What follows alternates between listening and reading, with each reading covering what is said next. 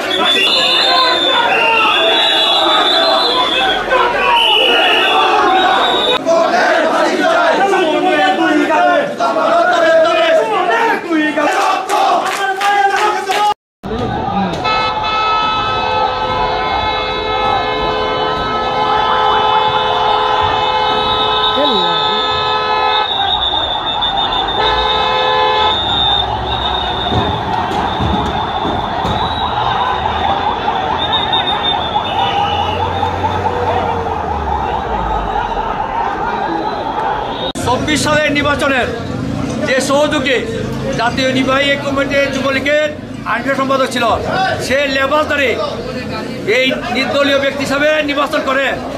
শেখ হাসিনা পার্লামেন্টে বলেছিল যে বিএনপির দায়িত্ব সে নিবে। সেই কুখ্যাত সুমন আজকে হবিগঞ্জ আদালতে 190 মামলায় হাজির হয়। রাষ্ট্রপক্ষ 10 দিনের রিমান্ড মঞ্জুর প্রার্থনা করেন। বিচারক কামরুল হাসান শুনানি অন্তে 2 দিনের রিমান্ড মঞ্জুর করেন।